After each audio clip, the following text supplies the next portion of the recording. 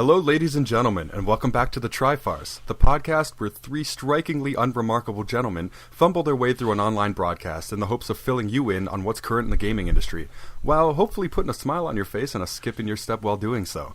My name is Steve, and with me as always are my esteemed colleagues Mike. Hello. And Josh. Hi. Hello. How are you gentlemen doing today? I'm doing great. You're doing great. Great's better than good, so that's fantastic. How about you, Mike? Well, same old. Doing good. Good. I started with a coffee today, so I got a skip in my step. I'm feeling like I'm full of pep, even though I didn't win a car with the roll up the rim. That's okay. Life goes on. And speaking of going on, Mike, why don't you tell us what's on the roadmap of the Trifarce today? Okay, so on the docket, this week we'll briefly discuss what's on the radar here at Trifarce, which will include newly released games as well as interesting upcoming titles. After that, we'll dive into the meat of the program, talking about the goings-on in the world of gaming. This week we'll discuss Facebook dropping a hefty $2 billion to get their foot in the door with virtual reality. We'll also fill you in on a leak of a number of screenshots for one upcoming AAA title, and the leak of some interesting information of another. Hint, both games share a publisher. Also, some big news that could affect the performance of the Xbox One in the future. We also have a few other stories up our sleeves, time permitting, of course. Finally, we may just finish up with a little freestyle, so we'll discuss what we're currently playing and how we feel about it. Sounds spiffy. Sounds good to me. Doesn't it? I hope we have some time for the freestyle, too, because I've just started playing a game that I'm a little behind on, and I wouldn't mind discussing how I feel about it. But we shall see if that's in the cards or not. Sounds interesting. Yes. So, first off, as ever, because this is our second podcast, we have this big precedence that we're going to start off with On the Radar, which is essentially just some games that are either newly released or coming out soon that we are interested in for one reason or another. The first of which, BioShock Infinite Burial at Sea Episode 2. This is another bit of DLC for the enormously popular BioShock Infinite, released on March 25th, 2014, of course, and is currently, at least in the Steam store, $14.99. Josh, you have the first Burial at Sea Episode 1, right? Yes, I do. And you haven't played it yet? I have not yet played it, no. Just too much on the plate to focus busy on the guy. DLC. You're a busy guy. Busy guy. Josh's social calendar is full to the brim. Absolutely. But basically, the idea behind Episode 2 of the DLC is that it's going to also take place in Rapture, much like the first episode did, and it's going to take place immediately after the first episode. And what's different about this DLC is you actually are put in the role of Elizabeth, which is the female lead, who kind of follows you around and flips coins and throws health packs at you throughout the whole game. And this DLC is going to sort of concentrate on a bit of a stealth-oriented approach from what I've read, which is sort of interesting because that's not really what you focus on in BioShock traditionally, right? Yeah. Exactly. BioShock, there's not a lot of stealth, in the game. The most stealth I ever remember in the original games, at least, was tiptoeing into a room and trying to set an oil slick on fire. But then obviously once that oil slick is on fire, all hell breaks loose. Exactly. Everybody knows exactly where you are. Yeah. Especially when those alarms go off and those robots come flying at you, making those obnoxious... I hate those robots. Oh my God. Just awful. Oh, I know. They're brutal. Unless you could hack them and get them on your team, which was always a nice little... And then you would just stand there and they would go and do your bidding and you feel like this evil engineer genius. Mech overlord. Yeah, exactly. Yeah. It's pretty nice. The DLC will also feature some new weapons and plasmids, as one might expect from downloadable content. And another interesting note, which I think is actually really cool, is the majority of the main characters from the entire series will be featured in this DLC. So a lot of your favorites from back in Rapture apparently will be making an appearance, so you get to see them again. Yeah, I really like that. I think that would probably sell me. Yeah, that would be... Most of it, the stealth, I'm not sure how that's going to play out, because... Like we've said, BioShock hasn't really focused on stealth a lot, so it could be tacked on and kind of not feeling that great. Yeah, it could be a total disaster. Yeah. They've got such a precedent for not doing that. It seems strange to implement it, especially just a small DLC package. $15. If you want to experiment, that's where you're going to do it, right? The small little DLCs that you release. Oh, I suppose that's true. I just hope they put enough time and effort into it to make it work. Yeah. You would think they'd implement it on an entire new game, you know? Yeah, where they Instead can of really just a focus DLC. on it and work those mechanics properly. But then there's way more risk involved, right? Like, that's also true. especially since they've never done a stealth mechanic before, and Yeah, you're right. you know, You're right. they could lose out a big profit. Like the game could just flop because of it, right? So. You'll have to excuse my rapture pun, but I guess they're just testing the waters. Oh, I just said that. I wish I had a drum kit here. I'm gonna have to invest in one because I make so many terrible jokes like that. But yeah, that's something that is somewhat on my radar. I haven't even got the first DLC, to be honest. I got a little burnt out playing through BioShock Infinite. But perhaps with a little bit of time, if I let some time pass, then I might sort of rekindle my interest in it. At which point, I would rather go through the DLC than play the game over again. Yeah, I totally agree. I was like 3/4 through Infinite. I was just burnt out by the combat, and I was just mainly pushing and rushing just so I could finish the story. Are you serious? The meat of the story was pretty much at the very end. So I think Infinite's probably one of my favorite games I've ever played. You played it Definitely through once and then immediately played it again. Twice. Yeah, yeah, I love the game. Yeah, you must have really liked it. I'm sort of on board with Mike. I found the combat got like really repetitive. I basically I stuck with my 2 tonics like the whole time. I never switched. I never felt the need to. I kind of stuck with the same guns the whole time. I don't know. Maybe it's my own fault. Maybe if I kind of experimented a little more with the different tonics and the different weapons, I might have enjoyed it for longer than I did. Yeah, that's kind of the reason I did a whole new playthrough. It's just to do exactly that. Oh, you just approached it from a completely different sort of. Yeah. There's all these kind of tonic combinations and stuff, all that kind of stuff, you know. The tonic combinations. Yeah, I didn't even realize those were a thing until. Sorry, what are they called? Tonics? I think they're not plasmid. Yeah, they're the tonics. Powers. They're tonics, eh? Yeah. Plasmid's back in No, Rapture. I don't think that's right. Tonic, plasmid. That's right. Yeah, they're you tonics sure? because you drink them. Yeah, they It's changed it from Rapture. It's like a different. It's like a modified version of the plasmids. I know they're called plasmid in the other game. You better be right, Josh, because you played through that game twice. Yeah, I was about to say that. Yeah, I know. It's a year ago though. It's a long time ago. Yeah, I guess that's true. Yeah, because I got the game later than you, so I guess I played it more recently than you have. Mm-hmm. But yeah, that's something that if I ever get the BioShock itch, it's something I would probably pick up because, as I said, I'd much rather play through the new content than go through the game again. Yeah, same here. I'd probably just pick up the DLC. Mm-hmm. I mean, I would like to go through the game again, but I just found the tonics, plasmids, it's tonics, right?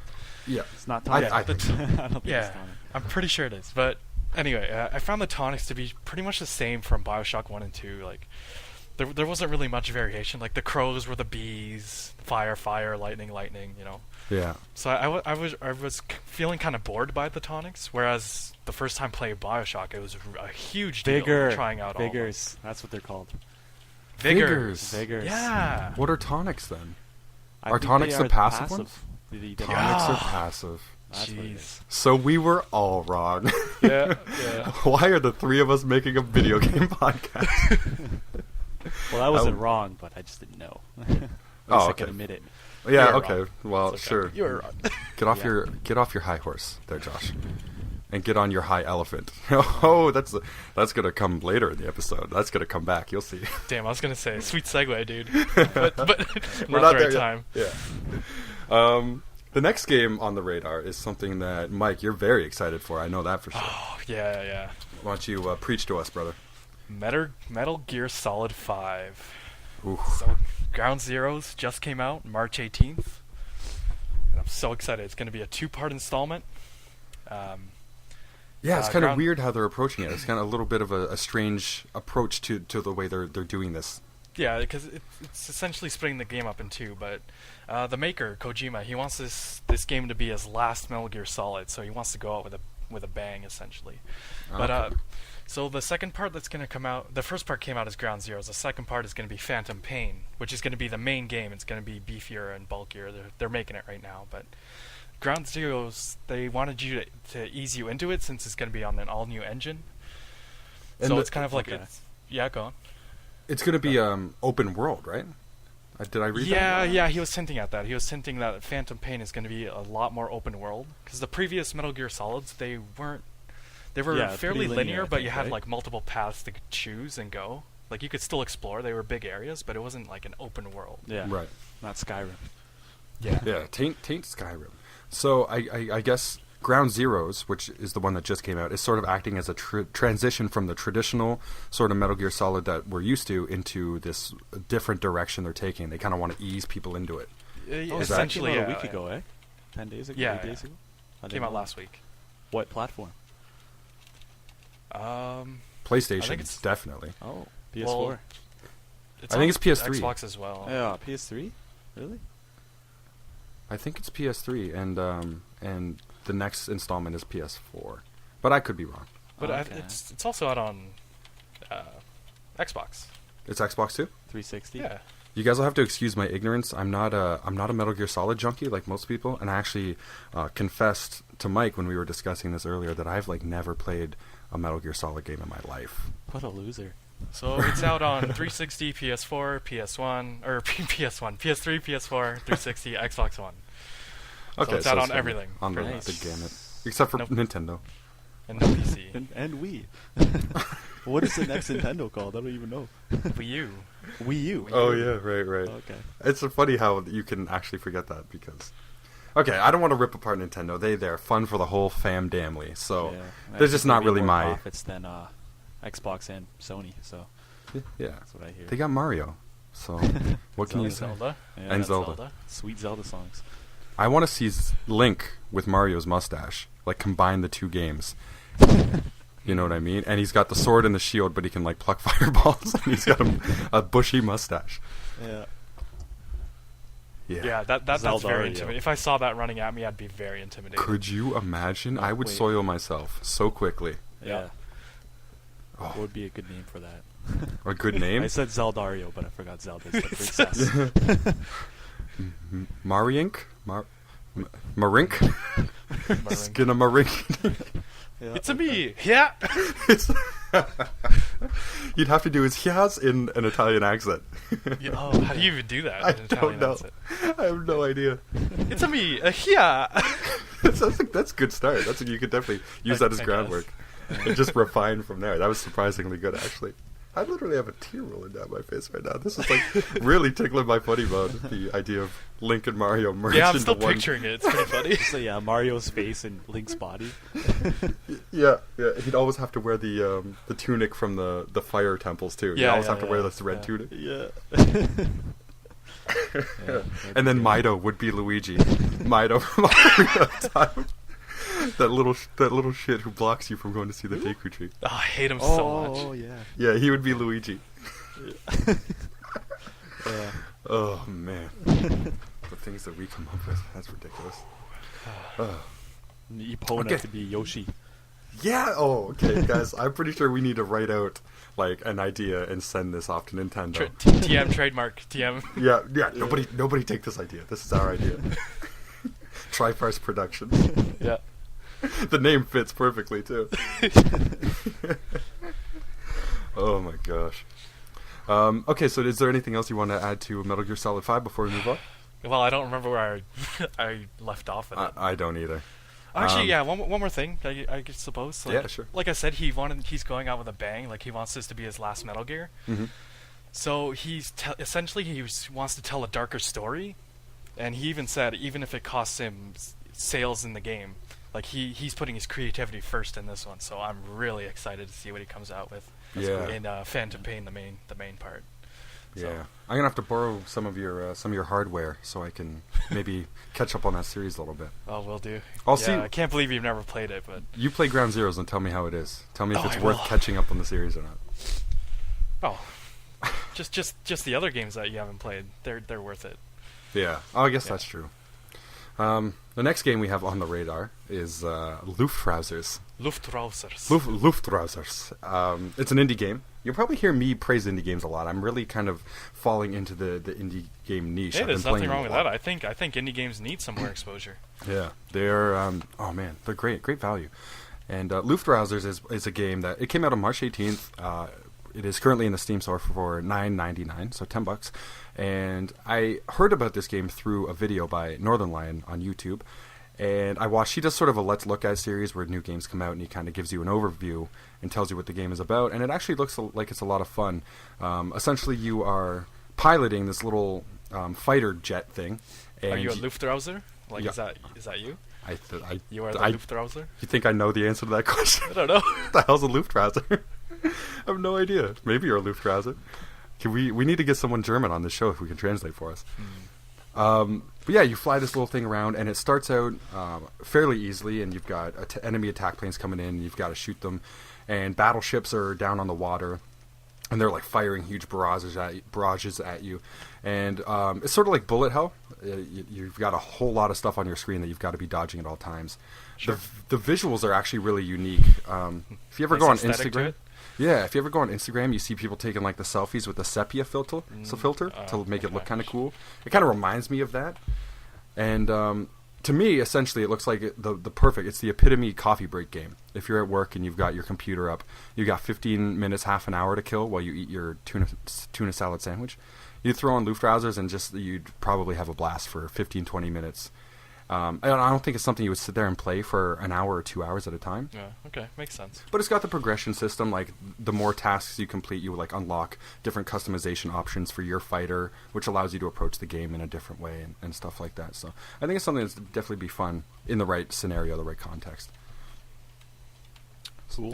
Yeah, I've been getting into the bullet hells a little lately too, so maybe I'll check it out. Yeah, absolutely. And finally, last up on what's on the radar here is Diablo 3, The Reaper of Souls. Came out March 25th, so yesterday, from when we're recording this podcast, with a price tag of $39.99. Oof. Not Hefty cheap. Price. Yeah, not cheap considering it's very, very, very similar to the first Diablo 3, but and it contains a lot of the features they promised that was going to come out with the original Diablo 3. So yeah, but this is sort of a precedent that's been set by Blizzard. I think you're kind of at a point now where you've either accepted it or rejected it. I don't think anyone's really on the fence anymore. They do the same thing. They're doing it with StarCraft now. And Josh, I know that you were talking to me recently about maybe getting back into Diablo 3. Oh yeah, I'm gonna get this game for sure. You're getting Reaper of Souls for sure? Yeah, I'll probably get it this weekend. No questions asked, nothing? Yeah.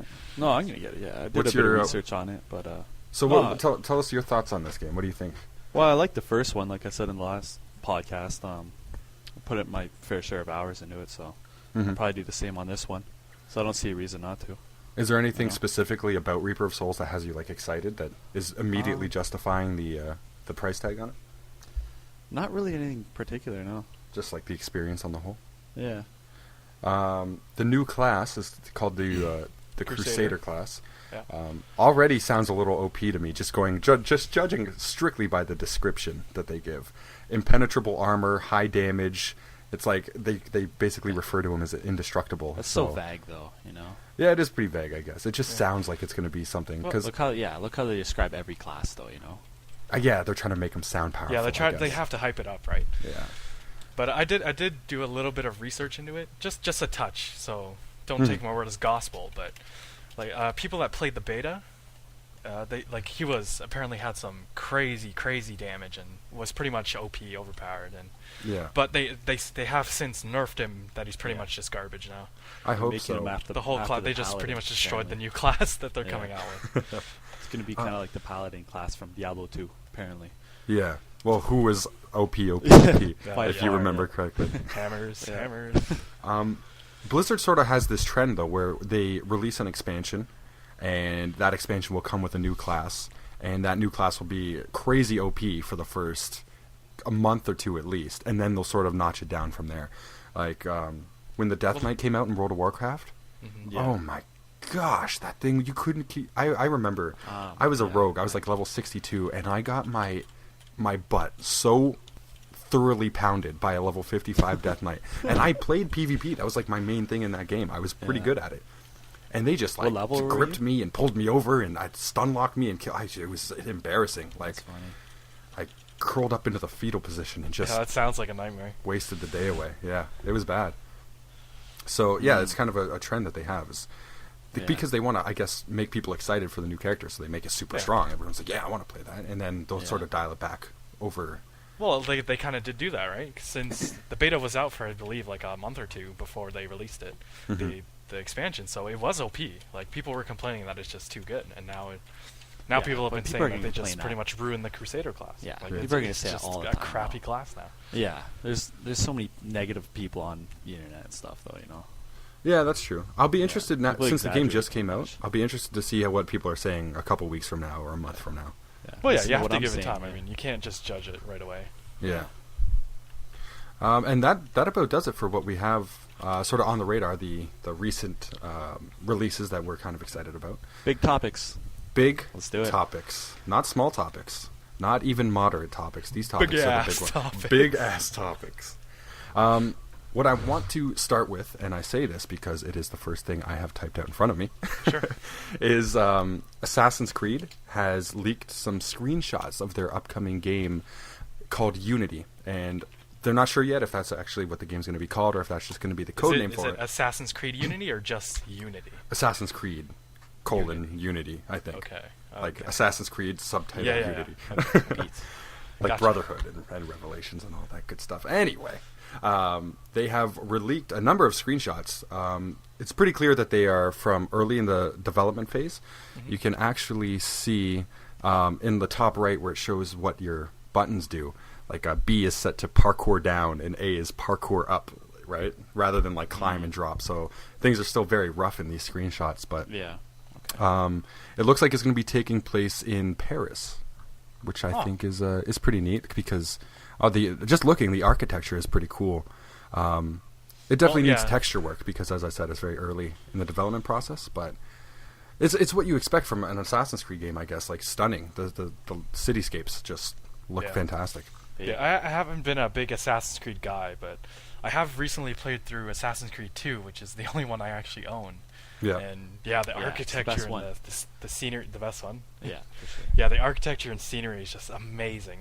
Even for an old game, for Assassin's Creed 2, I was amazed. Like, Absolutely. It's really cool to run around Italy.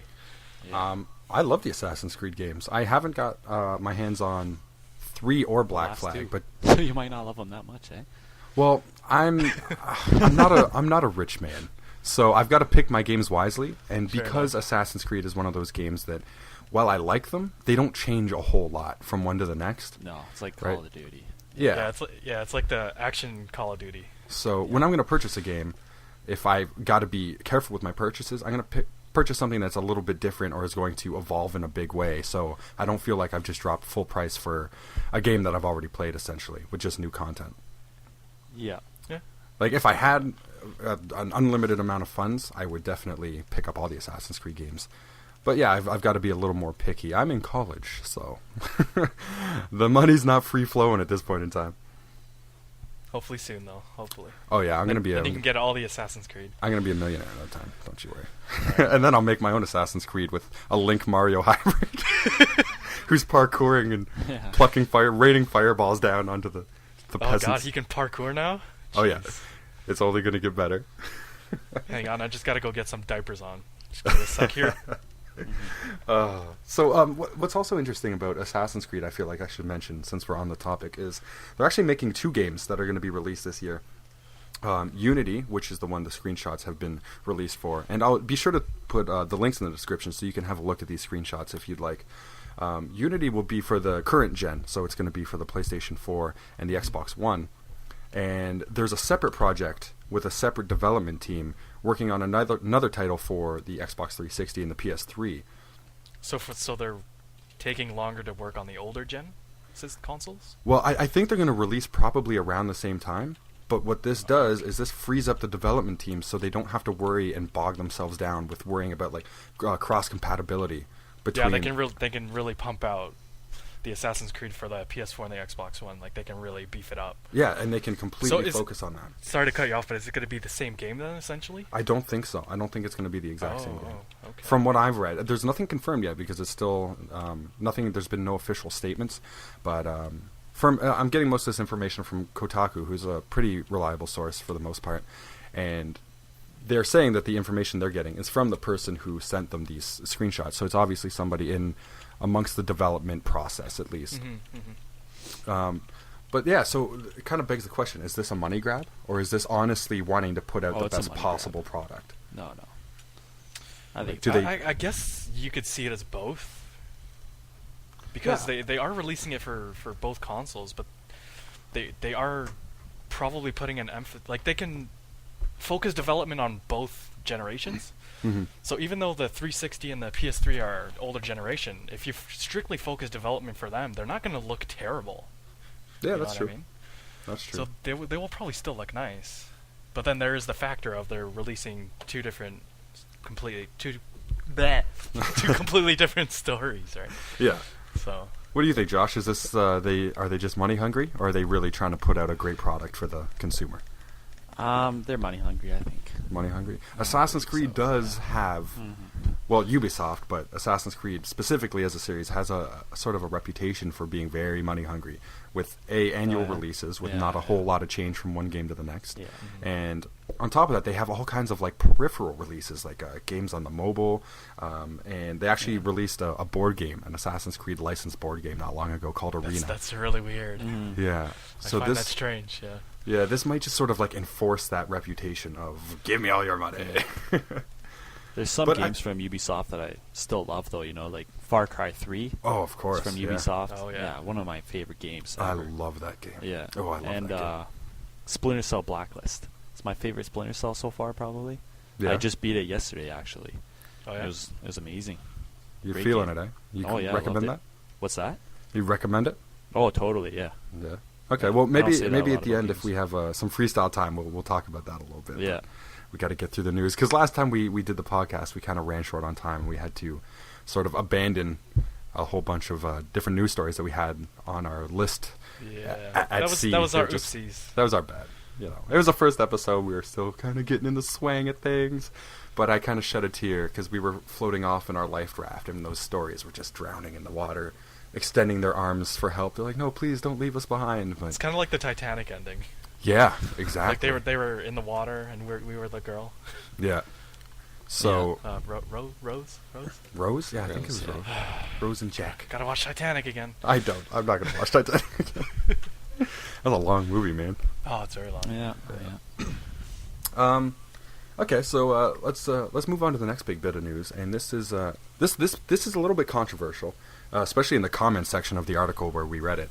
But DirectX 12 is set to release at the holiday season of 2015, so it's still a little while down the road, but it has been confirmed. And the big hype around this is it's supposed to increase the performance of the Xbox One. Like they're kind of making it sound like it's going to be a substantial increase in performance, which is big news given that PS4 currently has edged out Xbox One in hardware performance. Yeah. Definitely. So yeah. Well, I do think for sure it will pump out the graphical fidelity of the Xbox and increase its CPU as well. Mhm. And just by my opinion, I think it will be comparable to the PS4, like more so than it is now. Yeah. So I don't know. I'm not sure, but Just to I think it's definitely a good step. I mean, it's definitely Yeah. a positive. It's a big positive for I the think they're Xbox really One. exaggerating it, though. Do you? Yeah. Here, let me. I'm going to read. Yeah. Okay, go ahead. Sorry, I'm just gonna read off the article that we found this news on right now from GamingBolt.com. Again, the link will be available for you guys, just to let you know what is supposed to be happening and how they're promoting it. It was announced that DirectX 12 will improve performance of games on the Xbox One, and DirectX 12 features a lower level of abstraction and new rendering features. In addition, it also addresses state and rendering overhead along with resource management improvements. And DirectX 11, most of the work was done by a single core, but with 12, overall CPU utilization is down 50% and the workload is more spread across all of the cores. And it may allow applications to control graphic memory in a more efficient manner. That's what the article says, and that's how Microsoft is essentially selling this idea. Josh, you said you looked a little more into it, and you said that was maybe a little bit misleading? I was just reading the comments pretty much, and people think it's just kind of a marketing ploy, really. But I think the DirectX 12, from what people are saying, like I don't really know a lot about this stuff, but Right. I think it's going to help PC gamers a lot more than Yeah, Xbox One. I agree with that. Yeah, like I Mike would probably know a little bit more about this stuff. I think it's inarguable that it will be an improvement of some measure. For sure. I think the subjectivity comes down to whether or not it's going to make enough of a difference for them to hype it as much as they're hyping it. And basically, I think they're using it to kind of push, like, oh, we're going to catch the PS4. I think they're feeling a little desperate at this point because I think PS4 is killing them in sales. Mm-hmm. So so they're going to try and get the Xbox One because down the line, 2015, in 2 years, they make it sound like, oh, it's got a 50% increase. That sounds huge. 2015, 1.5, 2 years. Yeah, 1.5 years. 18 months. I think. So that's not going to sway my decision if I'm going to buy a PS4 or Xbox One right now. Something that's going to happen in 18 months. My decision never came from hardware, to be honest. I haven't made a decision. From the controller for you. The control and exclusives are the biggest thing for me. What exclusives the console has, that's by far the biggest factor for me. Yeah, I guess so. But one of the games I really wanted to play was Battlefield. Games like Battlefield 4 and even Assassin's Creed. I know we were just talking about that, but I just hear that they're running a lot, or not a lot better, but they're running better on the PS4. So it's just little things like that. I heard they're running a higher frame rate and everything like that, but little things like that. Plus, it's $100 cheaper for the PS4. Yeah, so that's a big factor too. The biggest factor for me is that's swaying me towards Xbox One though is the controller. Or not swaying me, but pulling me back towards the Xbox side. Yeah, kind of the keeping controller. you, trying to drag you back. Yeah. It's hard that left thumbstick, like we were talking about last week. Yeah. It's kind of a big deal. Well, let me just throw it out there. I have a PS3, and sure, the controller's a little small, but with the PS4, they did make it bigger and beefier, so that's good then. Yeah. I guarantee that if you do buy a PS4, you will get used to it. You won't notice it as much. I want to get my hands on them. I want to feel them both. I want to get I'm sure the Xbox One will be very similar, and it looks very similar from what I've seen. But if the PS4 has made it bulkier, because I have big hands, and I find the PS controller very kind of annoying to hold almost. So yeah, totally. I would want to get my hands on it, and maybe I'll just go to a Best Buy and go to their little setup. You know how they set up those little stations where you can try it out. Yeah, just go there for half an hour one day and just play. Yeah, and that'll give me an idea anyway. Controller is a big thing, man. That's how you interact with that damn console for the entire lifespan of it. That's your it's got to be an extension of your body almost. Mm-hmm. It does. It has to. I take video games too seriously, I think. Well, that might how be long a little have you much. been playing them for? Yeah, that's true. How long have you been playing Xbox for? You're just used to that left thumbstick being in that spot. Yeah, you're just used to that Xbox controller. It'll be very annoying. I wish there was a third-party company that could just make a PS3 controller. I think they do. I think there are companies that do that. But with the thumbstick, to put the left thumbstick up, because that would be. I've never seen it. I think third-party companies actually make an Xbox controller for PS3s. Mad cats. I hope so. My only issue is third-party controllers always suck. They break and they're just cheap. How many controllers did you go through, Steve? Oh man, there was a period back on my original Xbox. Many. Yeah, they kind of they upped the ruggedness on the 360, but back on the Xbox One, especially with third party. I remember I got this one as a Christmas present, and it was huge. It's always the Christmas present ones too. Yeah, it's just monstrous controller, and it had fans in the back. Yeah, I bought you that. That was you that bought me that? Yeah, and we were 12 years old. I don't think you bought me anything, but I bought you. How many times do we have to go over the fact that I'm poor? I think everybody is fully established that I'm broke. But I just remember the start button didn't work. Start button did not work. So I would have to plug in another controller if I needed to use start through the menus, and then switch it. And when the gameplay started, and I remember we played James Bond for the original Xbox. Nightfire. Nightfire. Oh, yeah. And it's a fun game. I liked it. That was a great game. So much fun. Yeah. The start button didn't work, and I think the fan only lasted a week or two, or something like that. The fan didn't last very long. No. It felt so nice though, eh?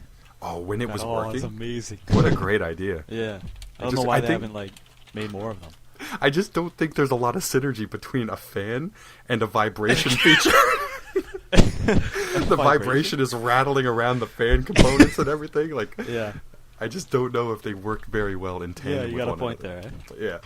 But while it worked, it's a cool idea. It was a cool heavenly. idea. Yeah. You have to look at it like a disposable camera almost. You know what I mean? It's like, well, I'm going to a big LAN party. I better get this fan controller and just be mindful that it's only lasting the week or the weekend. You know. Yeah. But while I had it, it was absolutely it was magical. Yeah. I know. Thanks for that, by the way. Thank you for that Christmas present. You're welcome. You owe me. You owe me. Because that's what Christmas is all about. Way to get in the spirit. Yeah, owe me. Yeah. Now you have to get him a Mad Catz controller with a fan. Yeah. I remember this one night. I remember you had like 12 broken Xbox controllers. You probably remember this. We just went outside of my house. It just broke like all 12. Yeah. We were doing like the lasso. We'd like swinging them around and then smash it on the ground, and they would. Yeah. Oh, they broke apart so easily too. I know. You didn't even have to hit them on the ground; just swinging them. With like springs would be coming out, screws would be flying. Oh yeah! Thank goodness they've worked on that a little bit. at least for the actual official licensed controllers. I haven't bought a third-party controller in a long time, so they might still be that bad. Yeah. Well, yeah, you don't trust them, right? No one trusts them. No, they scarred me at a young age. Yeah. Yeah. Remember your dog sat on one and broke it? Yep. Yeah. You just stepped on it or something. Yeah, it didn't take much, man. Yeah. I think I looked at it the wrong way one time, and it just exploded into 3 pieces. Yeah. F you too. It combusted into flames. Yeah. The button falls out just looking at it. Yeah. Pops out. All right. Moving on. I don't want to stay too long on the console war thing because we could talk about that forever and it's not going to get anywhere. Yeah. In the end, they're just kind of spinning our wheels there. Yeah. I think another thing I'm hearing that Titanfall 2 that Electronic Arts has the rights for it or is buying the rights for that game. So that means it'll be a multi-platform. So it won't be exclusive anymore. Yeah. I think the damage is done though with the exclusivity thing. I think it was essentially a launch strategy. Yeah. So it kind of played its part. Well, will it be coming out for PS4 like now or? No, for the next game. Titanfall 2. Oh, the sequel. Yeah. Yeah. Oh, okay. Yeah, that's. But even just knowing that, like, that's gonna push me towards getting a PS4, because I haven't bought either yet, and I'm hearing this news, Yeah. So I hear that Microsoft paid Respawn, the makers of Titanfall, big lump sum of money, just so they won't release it on PS4. You heard that, eh? Just like a back Well, alley. no, it just makes skulking sense, around behind the trash cans. No, like around your local EB Games. If they put it up for PS4, it'd probably outsell Xbox One, just because there's more people with PS4s right now, right? Yeah. So it makes sense it makes sense that Microsoft is literally paying Titanfall more than they're actually profiting off the actual game, Yeah. Well, that's true. So, I'll agree with that. I think a lot of people bought an Xbox One specifically for Titanfall. Yeah, for sure. It's more of a hardware strategy than a software strategy. It's more about the system than the game. Yeah. I agree. Yeah, that's definitely plausible. I'm sounding kind of PS4 biased right now because I think that's what I'm going for. So. Oh, very much so. Yeah. It's funny because I'm so biased towards Xbox 360 over the PS3, though. Yeah. Like, I hated PS3. I'm just going to wait for you to decide, and then if you effed up, then I'll just learn from your mistakes. Yeah. All right, so let's move on. This is something we touched on in our little intro here. Facebook dropped $2 billion. Jeez. $2 billion. Is that for like 1% of what it makes a year? Yeah, probably. It's still, for us little people, $2 billion. That's a lot of money. That's a big purchase. That's man. a lot of Assassin's Creed games. Yeah. That might get me the next 10 years of Assassin's Creed games. Maybe. Maybe, yeah. So yeah, they bought Oculus Rift, which is a virtual reality, like a headset that's in development. I think it's been in development for 18 months now. Yeah. And to be honest with you guys, I don't really know a whole lot about Oculus Rift. Finding this story was one of the first times I've heard about it, but apparently it made waves in the industry big time. For sure. The creator of Minecraft, Notch, he was a huge supporter of it. Huge. He personally donated $10,000 towards the Oculus Rift just because he saw it it was a big thing. Just saw great potential. Yeah, no doubt. And once Facebook bought it out for $2 million, Notch pretty much canceled Rift support for Minecraft. He's like, I don't support Facebook, so I'm not gonna support Oculus Rift anymore. What did he say? He said something about it being creepy. Okay, he's got a tweet here. And the tweet is, quote, "We were in talks about maybe bringing a version of Minecraft to Oculus. I just canceled that deal. Facebook creeps me out." That was his official tweet. Yeah. Well, yeah, like Facebook sells your information at companies, right? Yeah. Like whoever's on Facebook, they can sell it. They'll sell it all. Why do they need to That's sell how it? they make their profit. Can employers That's how they just make log profit. on and just Google or just like look up your name? Like, why are they selling? I don't understand that part. Well, for like advertisements and stuff, like to see what people are interested in, things like that. Oh, okay. Well, that's not Honestly, really personal, though. I don't think. People are like really concerned about that stuff, and maybe I'm just too carefree. But like, I don't care. Yeah, I don't really care about that either. I don't care. I don't have anything that personal that I'm really worried about Yeah. getting out. That, oh no, Facebook sold that. I'm fucked now. Like, Well, that's the thing though. That's where you and other people differ, right? Some Yeah. people like to put crazy private conversations right on their wall. well, yeah. Well, like, If just it's don't. for It's their attention fault, or though, not. you know? Well, I'm just saying. Yeah. Yeah. I think the people who really have a problem with it, I think it's a matter of principle more than anything. Like, yeah. it's mine. Like, you just don't have the right to do Yeah, it. yeah, I know. I You see know? what you Well, mean. It's not so You much still- you they're still going to have, find like- out crazy things. It's just it's not your right. You still have your email on there, sometimes your address, your cell numbers. You know, you don't want that getting spread around to just random people you don't know or to companies. I suppose it doesn't bother me. I can get it from like a principle standpoint. Like, it's not your right to take my information and give it to anybody. But Yeah, just I in see what a you practical sense, I don't give a shit. I just think like when kinda they is their right, but anyway. Well, yeah, who knows what's in those agreement Yeah. terms that you click agree to when you make it? I don't. Yeah, I'm on but Facebook yeah, there was as we that- speak. I'll just touch on this very, very briefly because way to just go on Facebook. No wonder you've been so quiet this episode. You're just creeping girls on his Facebook while we're talking. Josh, get off Facebook. Every day.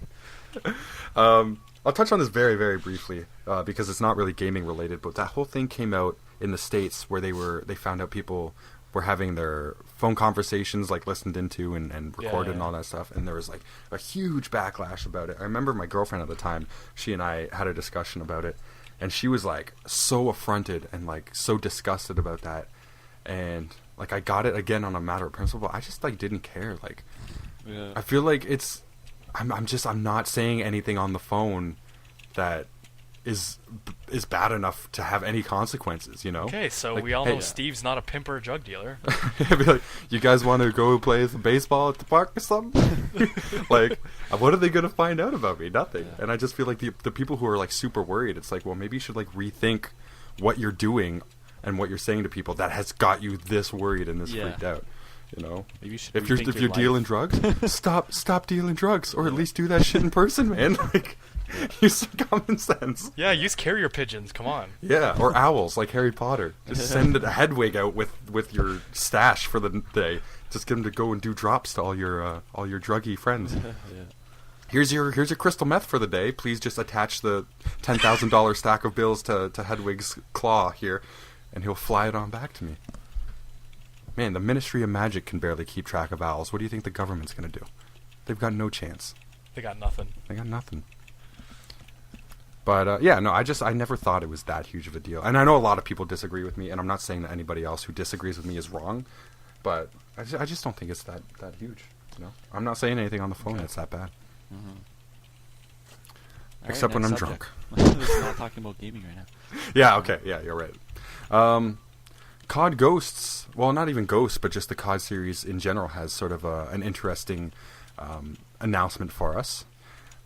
Whereas normally Infinity Ward and Treyarch were bouncing back and forth between yearly releases, they're going to change things up a little bit. And while they're still pushing for annual releases, that's still definitely on their agenda because they like a lot of money, and doing so makes them a lot of money. Yeah. They have added Sledgehammer games in independently as their own. They have their own game now. So rather than each development team getting 2 years to work on a game, now they're all going to get 3 years each, which could possibly lead to a more polished product for us. Yeah. Maybe. Maybe. And Sledgehammer has the next one, I believe, right? They're next up to the plate, Oh, God. if I'm not mistaken. I don't know. And Oh, who cares? I think it's Sledgehammer. It is Sledgehammer and then Treyarch and then Infinity Ward. Because Infinity Ward just released Ghosts? No. Oh, yeah, No. yeah, you're right. No. Yeah. Yes. Yeah. You're right. Yes. Oh man, I was we're thinking just Black awful. Ops 2 for a sec, yeah. Yeah. No, not even. Yeah. So yeah, I guess Sledgehammer. I'll probably only be looking forward to the Treyarch one. Yeah, same Just here, because same here. I've had the most fun with the Treyarch Call of Duties. Yeah. Well, Sledgehammer is sort of a question mark right now. They did work on Modern Warfare 3, but Yeah. Infinity Ward was still sort of large and Yeah. in charge for that process. Right? Sledgehammer was sort of an assist. They did an assist. They got the assist on it. Right? They passed for the one time, and Infinity Ward flicked her on in. That was a hockey reference, and mark that on your calendar, people, okay. because I am not a hockey fan, so that was very special. Yeah. Don't sound too Apparently impressed, Josh. Apparently the Leafs, they had like an 85% chance to get into the playoffs, like only a week ago. We are not I was just talking talking about about- hockey Yeah. Only on a this week ago? podcast. No. and then they go and Stop- lose 6 stop that games right in a now. row. They lost 6 games. Everybody knows the Toronto Maple Leafs suck. Everybody knows that. They Everybody lost 6 knows. games. That is in not a row. news. Although 6 games in a row is hilarious. Like, I get so unbelievable. much flack because the 3 of us live in Canada, Yeah. and we live around Toronto, so the fans here are just rabid for Yeah. the Toronto Maple Leafs. Combine Canada and their love for hockey with the nationalistic pride and all that stuff. Man, and I just do not care for hockey, and people basically want to beat the crap out of me for it. Like, it's you get in some arguments, man. Get in some arguments. But again, to be fair, like Toronto Maple Leafs is my favorite team, but I'm just not a big NHL fan, really. So, yeah. but Let's not they are my verge favorite into team, though, right? the What's that? NHL here. Let's No. not verge into the NHL. No. There's lots of podcasts out there for sports. Yeah. We are not one of them. We're not the one for it. Yeah. My biggest problem is I don't know anything about it, so I'll just look like an idiot if we talk about it. Yeah, so we should ban NHL talk. And speaking about bans, have you guys heard about the ban waves in Call of Duty? The ban waves, yeah, they did like a massive one apparently. They just cracked down. Yeah, I'm glad. Did they already go through with the ban, or? It's Yeah. been done. Apparently, it affects PlayStation users a lot more than it does PC and Xbox for whatever I find reason. that weird. Yeah, Maybe it's just really easier weird. to get your hack on in PlayStation. That doesn't seem to make sense because I feel like PC would be the easiest. Maybe it's because people pay for Xbox One, so people, or like Xbox Live, so people, or Microsoft has a bit of a problem with the Oh. bans going out for that. That is a good point that I didn't Yeah. think of. They don't want to cut off that revenue. Yeah. Interesting. A lot of like, people it'd be, probably like, one of the have main live reasons. specifically for COD. So Yeah, if they exactly. lose their COD privileges, there goes the subscription. Yeah. Well played there, Josh. Good job. What is being said, and this is a quote from Activision support, is all bans are final and will not be reversed, nor do we provide any additional information or specifics in regards to the ban. So they're not even saying what the bans are for, although I'm assuming it's conduct problems and Exploitation and exploits and hacks of too many some 12-year-olds form. bad-mouthing and that kind of stuff, probably. The player cards aren't as customizable as they used to be, so you don't see as many wangs. So Oh, I don't think really? it has anything to do with that. I never really got into that whole thing anyway, but Oh, there were a lot of wangs, a lot of boobs, yes, a lot there of were. wangs, and a lot of animal sex. Yeah, like goats and stuff, Yeah. Oh man, Yeah, it was a little weird. bit disturbing. and hot dogs. hot dogs ones are good. Being smothered in ketchup and mustard. Oh yeah, we Those have are a the we have a best. buddy on Xbox Live, and he's had the best one. It was just it was a hot dog, and he had the line of ketchup being squirted onto him, and he just looked like he was in bliss, like he was in heaven. Yeah. That was an orgasmic hot dog, man. It was a happy dog. That's got to be like the best gamer tag I've ever seen. The best player card. Oh, it was good. Yeah. Before we get off the topic of COD, though, just quickly, this 3-year cycle that they're doing now, do you think that is actually going to make a difference? Is all the polish going to come on like the graphics end, or is it actually going to give them more time to implement sort of creative differences that will actually affect the game on a large scale? Yes. Well, I'm hoping for it. I'm hoping that they take that extra year and actually try and innovate. Because I mean, Call of Duty's pretty much been copy pasted. Like I'm really burnt out on the series. Really burnt out. Mm-hmm. And so I'm kind of hoping that they start innovating with their 3-year cycle. Yet I feel still like buy there is- every COD. Yeah, I feel like there is some innovation though. Like with Ghosts, No, the class I setup was really well done. I think Yeah. it was probably my favorite of any Call of Duty game.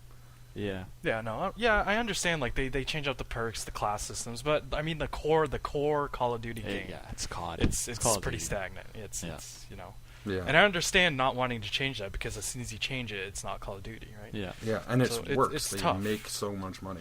Yeah. Yeah. In 3 years, that's just an extra year. I think it's not going to make a difference in the graphics, but it's just going to give them more time to polish up the gameplay, I think. I feel like it's going to be the opposite. I feel like they're going to spend that time because they run 60 frames per second and have done so for so long. Their graphics have been a little lower than their 30 frames per second counterparts. So I think they're going to like take this as an opportunity to be like, okay, well now we can match their graphics because we have this extra year to optimize. Okay. Well, it's right? going to be But both, I hope though, that's right? not what it is because I'm not playing an online first-person shooter Just for the slightly better graphics. Yeah. Yeah, I'm playing it for like the Yeah. smooth controls and the innovative design and Yeah. the intuitive sort of Yeah, gameplay it'll itself. probably be both, you know. Yeah, I hope there's. Yeah. I would prefer they put the extra year toward extra development features and such, but Yeah. realistically, it'll probably be both. Yeah. The only downside is the from the production side of view is maybe Sledgehammer and maybe even Infinity Ward might tarnish the image of the game, you know. How so? Like Treyarch might make a great game, you know, Black Ops 3 or something, you know. Right. Mhm. And it might not sell as well because the last two games were Modern Warfare 5, and you know what I mean, like made by Yeah. Sledgehammer. So Well, in my mind, and this is my just personal opinion, there's two camps when it comes to Call of Duty. There's Camp A, which they're just sort of like the ones who buy every COD. They just get every COD. And then there's Camp B, who are a little more in tune with the goings on and like the Yeah. actual development process. And those people like know. Like I know that I didn't like Modern Warfare 2 after the first 4 months, and I know that I didn't want Modern Warfare 3. I didn't even get it. So I kind of am able to cherry pick the games that I know I'm gonna like. So I don't think that one specific developer will suffer because I think people who like, let's say Infinity Ward and Sledgehammer put out god awful games, like I'm still at that point going to hold out faith for Treyarch's release. yeah. Because I know that I like that development team, and Yeah, I know that yeah. they put out stuff that I But to enjoy. the general public, they don't know, like they don't pay attention who is making the game. I feel they like that just a see lot the of the general title. public just buy every COD though, because it's like, oh, Yeah. new COD game, buy the new COD. Especially like Christmas presents and stuff. Like, Mhm. oh, you know, little Timmy liked the last COD, so we'll get him this one for Christmas. You know, Yeah. everyone has COD. And then he can tell me over the mic that he did my mom. Yeah, That yeah. little Timmy. And call me every expletive you can think of, sexist and homophobic and all the good ones. Stop buying Timmy Call of Duty for Christmas. Timmy, Stop it. No, buy him Call of Duty. Just don't buy him an effing mic. Oh God, thank you. Please and thank you. I made a Call of Duty commentary way back in the day, and I said that you should have to pass an IQ test to be allowed to buy a mic from a store. Or just like a For- voice test, you know. If certain it voice squeaks to a certain level, Yeah. then you just know. No. The If your pitch is too high, the pitch is too high, You're not forget it, allowed. yeah. You're banned. It should be like the pitch is too high, the price is too high. It should be like a ratio. The higher your voice, the more you have to pay for that mic. Yeah. Like to the point where it just gets obscenely expensive. Like if a 9-year-old wants to buy a microphone, they have to pay like $600 for it. No offense to any of In a you perfect younger world. listeners. Yeah. Well, some offense I'm sure was taken, but Yeah. just be smart with your mic use. Yeah, just- you know? or Don't how use it, many don't use it. how many higher decibels your voice is? That's how many zeros you have to tack on Yeah. to like the end price. Yeah. Decibels measures loudness though, not pitch. What an audio file we have over here. Look at the big brains on Josh. Yeah, Mike, you idiot. Yeah, sorry guys. I shouldn't have this mic. I'm not allowed, Mac. No, It's not high enough. you didn't pass the test. Go return your mic right now. Okay. Well, ladies and gentlemen, this is the last episode you'll be hearing from Mike on the Trifarce podcast. He has to return his mic now, so we'll just have it so he hangs out in Skype and just texts us, and I'll just say what he's thinking. I'll use the my PC's like text to speech. Oh yeah, you're gonna I'll use Microsoft the Sam little it. robot voice. Yeah. Hello, guys. All right, I'm looking at our time here, so we really got to sort of speed through the next couple of things. Wrap it I'm up, gonna wrap it up. bang off two of them really quick because they're kind of small things. Right. One item is a gentleman named Brian Karras, who was part of the team at Epic, who is known very well for their Gears of War series. He had left Epic to join Naughty Dog, which is the team that worked on The Last of Us, which was obviously a huge commercial success, great reviews, great game. I love it, personally. I've only got through half of it, but I'm very much looking forward to borrowing Mike's PS3 so I can finish it off. Yeah. Anyway, he joined Naughty Dog, and the thing is, he kind of stepped down because in Epic he was a graphics programmer, and then when he joined Naughty Dog, he just joined the rendering team, which, even though I'm not too familiar with that specific industry, seems like a step down. And he just recently left Naughty Dog to go back to Epic. So I guess he got his higher position again. Maybe, yeah.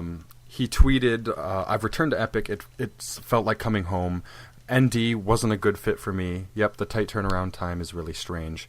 It just seems kind of strange, though, because Naughty Dog just put out Last of Us, which was such a success.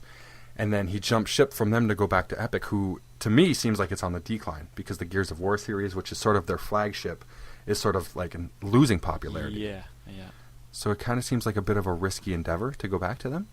Maybe there's something we don't know. Maybe they contacted them and said they have this new crazy game that's going to be coming out in the future. Gears of War. And got back on board for it. But so that's one thing that's happening with the development side of things in the world of gaming. Another small item that you may or may not be interested in is there was a new speedrun world record set for the Ocarina of Time. The old record of 19 minutes was beaten by an astounding 4 seconds. Whoa! Which set the new world record, obviously, at 18 minutes 56 seconds by a speedrunner who goes by Cosmo. Yeah, Cosmo right. Yeah, and he paints his nails. He does paint his nails. Yeah. Serious? Oh yeah, they're very much painted.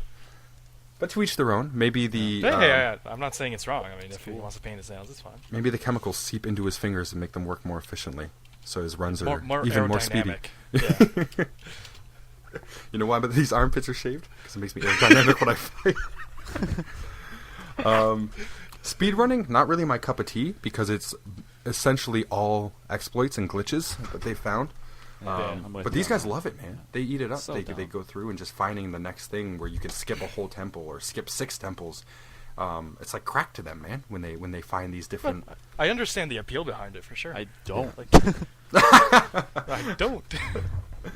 It's different. It's different. I feel like it kind of takes the fun out of the game, and it's just...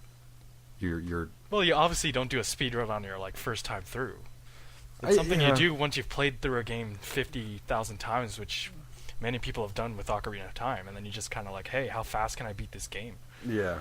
If it was like a speedrun with no huge exploits or glitches, I think it would be a little more interesting, in my personal opinion. Yeah, fair enough. same. Well, Because I then it's know like- people do boring, speedruns but- like that as well, right? Yeah. There's different types of speedruns. There's glitch ones, non-glitch ones, tool-assisted ones. Like what if someone finds like an exploit that lets them beat the game in 20 seconds? Yeah. Would that be really cool? Probably You know? not. Yeah, because it's like, am I more skilled than the speedrunner really- that I beat before yeah. me? What's the difference though? Yeah. There's no Yeah, I difference. remember I watched... Just more extreme. I watched a few months back, well, maybe more than a few months back, maybe 6 to 8 months back. I watched Cosmo do a speedrun of that game it was like a charity event, and there was a bunch of people around, and one of the things, there's one spot in the Temple of Time where you can jump through the wall if you finagle it right, and you can get in there and become Adult Link right away. And then there's something you can do in the Deku Tree that this is the next step they found in the Deku Tree that teleports you right to Ganon's final boss fight. So you just jump over the whole game. But you know what else is cool? How do people even discover that kind of thing? Right? I'll admit, the way there's he also was that kind of describing aspect. it was interesting. The way he was talking about, because he kind of explained how it works, why he was able to teleport there, what in the code allowed him to do so, which was kind of neat. But it's definitely not something that I would ever pursue myself. That's for sure. Yeah. And so that's a couple of little news stories I just kind of wanted to bang off because we missed them last week. Yeah, so. we were supposed to get to them and we didn't, but we're getting to them now. We're making up for lost time. And unfortunately, it kind of looks like we're going to have to leave one more thing behind again. Jack is drowning twice. No, not the freestyle, because we still have Watch Dogs. We still have news about Watch Dogs, but well, let's just go. Let's bang it out quick. You want to do it quick? Yeah, because we're going to delay it again. Come on. All right. Okay. Watch Dogs, a game that I was super excited for when I saw the E3 reveal. It has come to everybody's attention that as the game has progressed and gone farther in development, the graphics have degraded immensely. Immensely. If you go back and you watch the reveal at E3 when it was showing the gameplay, it was beautiful. It had dynamic weather, like the rain. Yeah, I remember seeing that for the first time. It looked amazing. Oh, just so stunning. The rain was hitting the ground and little droplets were splashing from like every raindrop. The wind was whipping your coat around. There were lights in like all the different buildings were lit up beautifully. And like now the reflections on the puddles too. Well. Like and now it just really looks lifeless. At least in contrast to what it used to look like. It looks like they just took a vacuum and sucked all the life and charm out of the game, out of the way it looks. Yeah. Which is really, really disappointing. I would encourage you guys to go and, if you haven't heard about that, to check out. You can easily Google and find before and after pictures. It's staggering and really disappointing because... Yeah, if they continue down that line, I'll definitely won't be picking it up. Even though I was really excited for it. I'll still pick it up probably just because I'm very interested in the way the game plays. Like, I like the idea behind it of doing everything through hacking. Like, you can change like the street lights from green to red to cause a car accident and allow you to catch people. Like, that really interests me. I think it's a very unique concept, but it's just if they made the really world feel disappointing. lifeless, then it would be pretty bad. Yeah. Like, I'm not saying they have to be like amazing graphics or anything, but it doesn't look terrible. Compared to what it was, it's just you get this feeling of disappointment when you look at the after photograph. You're just like, oh man, so much potential. It's just kind of down the drain. That would have probably moved it from like a day one buy to me to let's wait a couple days and see what people are saying about it. Yeah, or wait till it goes on sale or something like that. Yeah. For sure. There was one other point regarding Watch Dogs as well. There are scenes suggesting sexual violence, which have increased the rating, at least in Australia, from 15 plus to 18 plus. And apparently... Australia's always been like that, though. Yeah, they're kind of rough on those ratings. But there was a scene shown where it's like a human trafficking, and there's a character, and he basically feels up a woman's chesticles and spreads her legs sort of aggressively. And then it's implied that she experiences further sexual assault. There's like blood on the bed, so... dear. Yeah, it's pretty... it is pretty graphic, and that content could be, triggering for some people. So some people are not into that kind of thing. It's interesting. But from a narrative perspective, until you see kind of how it blends into the story... Like, it might totally be necessary for the narrative, to create a motivation for the characters or something along those lines. Yeah. But some people are really sensitive to that kind of thing, though, especially when it comes to, like, essentially rape or something like that. Yeah. Like rape, murder. Yeah, you never know what people have been through in their lifetime, so that stuff can really it can affect them. Yeah. So that's going to be, if you're in Australia and you're 16 years old, it's going to have to come from Mom at Christmas, just like COD. You're going to get caught in Watch Dogs next to each other under the tree. And your Mad Catz controller with that fan. Yes. And I think we actually got everything on our agenda.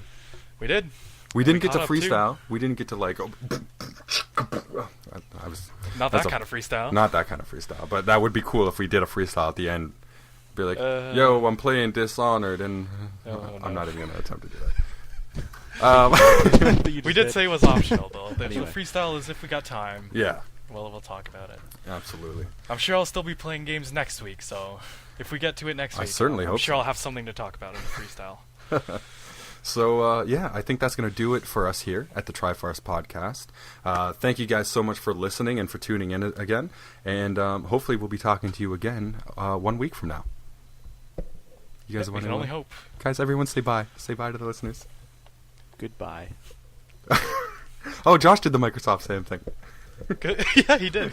Goodbye. All right, guys. Take it easy. Take care. And we'll talk to you again shortly.